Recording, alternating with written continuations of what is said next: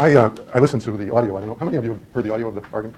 I recommend you get it off the court's website, and it's hard not being able to see the people without the video. You kind of have to guess at who's asking the questions. Chief Judge Kosinski is very vocal and very noticeable because he has a heavy Romanian accent, so he's easy to identify. And Judge Alvarez000 is a very active questioner, and you can hear her often. But as your classmates mentioned, it's a little bit of a free-for-all and moves very quickly, and it's not very logical, and the lawyers don't get to finish their thoughts, and that's what oral argument is. I find it extremely difficult to predict from the tenor of the argument how the court will come out, and there are lots of ways they can cut up the issues. I don't know what they'll do. And that's all very interesting, but of course it's a sideshow, because your paper assignment is to ignore the in-bank argument and just write as though the Supreme Court is reviewing the panel decision, which would be the final decision of the Ninth Circuit. No in-bank happened. The Prop 8 argument is Tuesday in the U.S. Supreme Court, and the Defense of Marriage Act argument is Wednesday. The Supreme Court has announced that they will generously make available same-day audio of those arguments, which you can get from the court's website. And don't have anything at all to do with the First Amendment, but should be fascinating to listen to. What's up, Nicole? Start over. If the ban or the prohibition just was content-based, why is it? Yeah. It's because of a peculiarity in the way the law developed. We'll reach that issue later in the course, but so that maybe you can get a handle on it now for paper writing purposes, you might want to look ahead to the broadcast part of the reader. The Red Lion case decided that because of the unusual characteristics of the broadcast medium, that is, over-the-air broadcast, radio and television, not cable, not satellite, but over-the-air broadcast, using part of the public airwaves, the electromagnetic spectrum, allows the fact that they get it for free, the broadcasters get it for free, under Red Lion, allows the government to impose some requirements on the licensed broadcasters, including restrictions about the content that broadcasters can put on the air. And there's certain content that in Red Lion they had to put on the air, covering the issues of the day and so on. And then the Pacifica case decided that the FCC could restrict indecency on broadcast, but only on broadcast, not on cable or the rest. Those cases proceeded using unspecified scrutiny, but definitely not strict scrutiny. So it's come to be understood now that strict scrutiny is not required if you're talking about broadcast, even though the government is restricting content, even though it's a content-based restriction.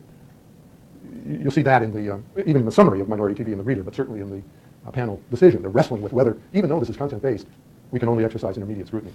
And that's one of the issues that the Supreme Court will have to address when it decides, if it ever decides Minority TV.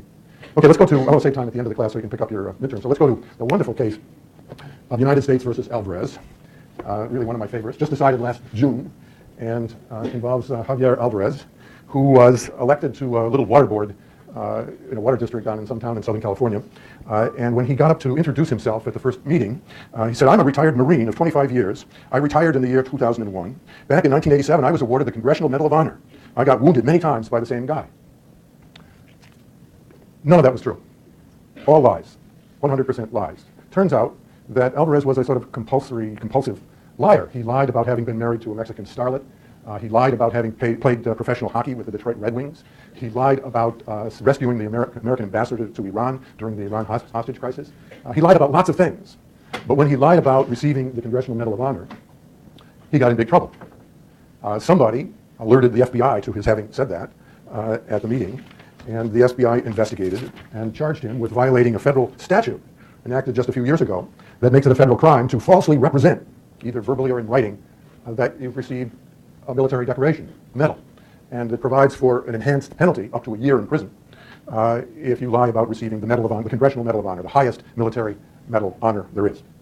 When Congress enacted the statute, it made certain findings, which is common in legislation, to sort of give a preface to why they are legislating whatever it is they're legislating. And the Congress said that fraudulent claims, phony claims, about having received the Medal of Honor and other medals damage the reputation and meaning of these decorations. And therefore, there ought to be a law, that would permit the prosecution of liars about medals in order to protect the reputation and meaning of the medal program. And the medal program, it's important that we recognize heroism, valor in the service of our country, and that's why medals are awarded. And Alvarez outright, deliberately lied in violation of the law. He didn't have a defense, he didn't say it, or he didn't mean it, or anything like that. He had clearly said it and knew it wasn't true, and so he entered a plea of guilty when he was charged in federal court. It was a conditional plea, which you can do. I plead guilty, but this law is unconstitutional, and I reserve my right to appeal from the conviction that follows upon my plea of guilty. So the case went up to the Ninth Circuit Court of Appeals, and what's the best argument for the government in this case for why this law is perfectly constitutional? not a serious doubt about it. Or what's a good argument for the government to make in this case? Anyone? Case. Maybe that data holds district scrutiny, but it's specifically addressing the medal of honor. Is very narrowly tailored to that one thing. Assuming strict scrutiny applies, that requires the government to show a compelling interest and narrow tailoring to serve that interest. And singling out lying about receiving a medal could hardly be more narrow tailoring. I mean, it's pretty narrowly tailored. So the government could argue that even if strict scrutiny applies, the government wins. Is it really necessary for the court to exercise strict scrutiny? I mean, does the government have an argument for avoiding strict scrutiny? Nicole? Well, you're a Secretary of Defense. What do you say? This is trivial. We don't need this. Let's get rid of it. We testify against this law. It's not necessary at all. That isn't what you say. What would you say? Yeah.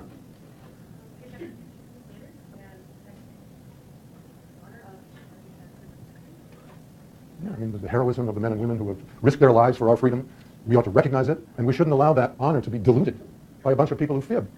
Go around and brag that they've received medals and they haven't done anything.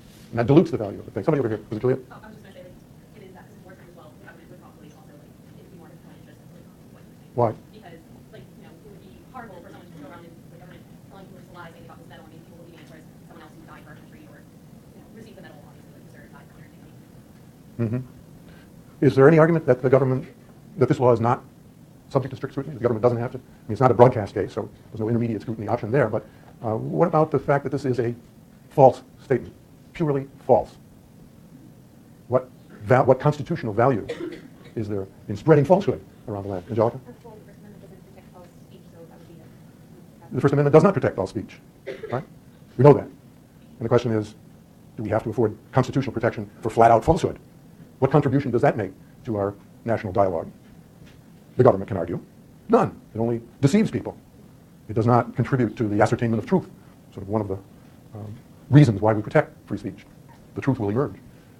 Well, you have some doubts about the government. I sense you have some doubts about the government's argument. Then what's Alvarez's best argument, or a good argument on his behalf, that entitles him to lie?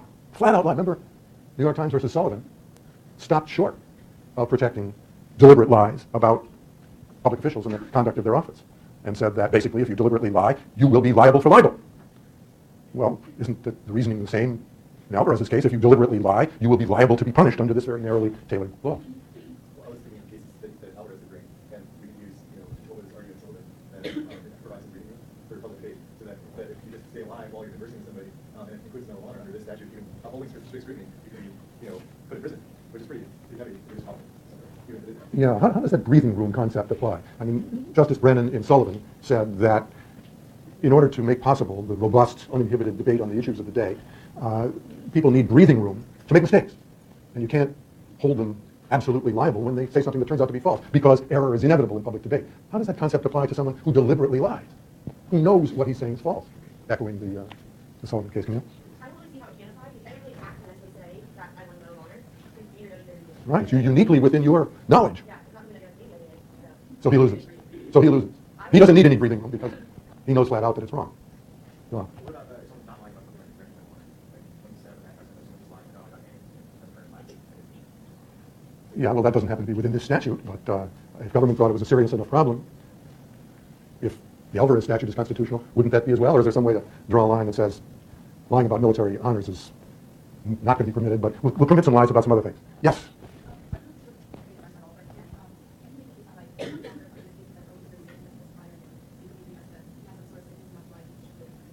You had some sort of business?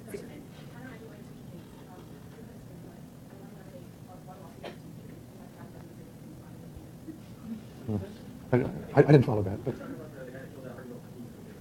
oh, the Twinkie defense? Dan, whatever his name was? Oh, well, yeah, he could have, Alvarez could have defended on the grounds that he was legally insane, that he didn't understand the difference between right and wrong. He didn't understand that he was lying, but that would never fly. He clearly was a competent, mentally competent person. So he really didn't have much of a defense. And you raise a good point about what other kinds of lies, if the government can outlaw these lies, what else can the government make a crime when we don't tell the truth about ourselves? Go on.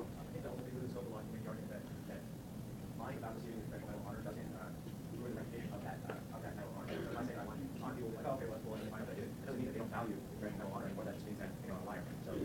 Yeah, but if this aggregates, couldn't the government argue that, well, if we let this pass, then there can be more and more people who pop up and say, oh, I won the Medal of Honor. And in the aggregate, that would dilute the prestige of the medal, because these medals seem to be a dime a dozen. You can get them anywhere. So, yeah, well, that's what Alito said in his dissent, that the statute was passed in response to an epidemic of lying. And the legislative history of the statute, the Congress held a hearing, and they received some testimony about fraudulent claims. I don't know how much of an epidemic it was and how many people they actually were able to identify who had lied. Alina?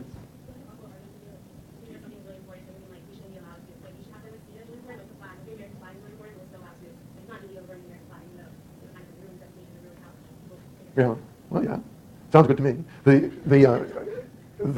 One of the contentions that the government had to deal with in the Alvarez case is where's the limit? What's the limiting principle that would allow the government to criminalize lying about medals, but would disallow the government from criminalizing all sorts of other lies that we tell about ourselves?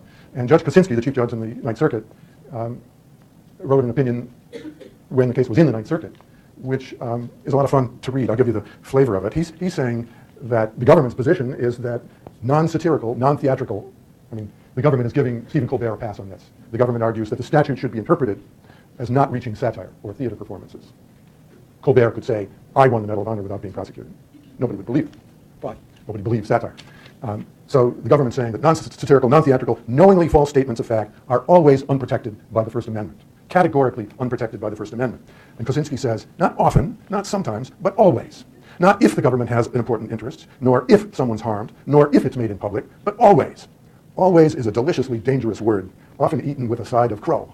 Kosinski is wonderful, really. He's a very politically conservative judge. He was appointed by President Reagan and started grooming himself right from the get-go. He was the youngest, when he was appointed, the youngest federal court of appeals judge in the country. And he was positioning himself to be appointed to the U.S. Supreme Court. He hasn't made it, and he's been in the Court of Appeals for a long time. He's now chief judge. As I said, he has a heavy Romanian accent. He's an immigrant who is a total expert on American pop culture. He knows everything about every weird rap song, and he works all this stuff into his opinions, which are breezily written, entertainingly and well-written opinions. He said he learned about American pop culture by watching daytime television as a kid. Anyway, he goes on with this opinion. So exactly, what does this ever-truthful utopia look like that the government is promoting? In a word, terrifying. If false factual statements are unprotected, then the government can prosecute not only the man who tells tales of winning the Medal of Honor, but also the J-dater who falsely claims he's Jewish, or the dentist who assures you it won't hurt a bit. Phrases such as, I'm working late tonight, honey, I got stuck in traffic, I didn't inhale, could all be made into crimes. Without the robust protections of the First Amendment, the white lies, exaggerations, and deceptions that are an integral part of human intercourse would become targets of censorship. He goes on, he's not done. And this is especially troubling to him when you're talking about lies about oneself, saying something about yourself rather than talking about others. That's a part of self-expression. Speaking about oneself is precisely when people are most likely to exaggerate, obfuscate, embellish, omit key facts, or tell tall tales. Saints may always tell the truth, but for mortals, living means lying. And he goes on for a whole page of common lies. We lie to protect our privacy. No, I don't live around here. To avoid hurt feelings. Friday is my study night. You've probably heard that one. To make others feel better. Gee, you've gotten skinny. To prevent grief. The doc says you're getting better. To maintain domestic tranquility. She's just a friend. To avoid social stigma. I just haven't met the right woman. And on in that tenor. Examples of lies about oneself. You know that you're lying. It may influence other people. He says that Americans tell somewhere, some study that he found, Americans tell somewhere between 2 and 50 lies each day. So he doesn't favor allowing the government the power to make lying about oneself a federal crime. What's the court's analysis, though, in the Alvarez decision?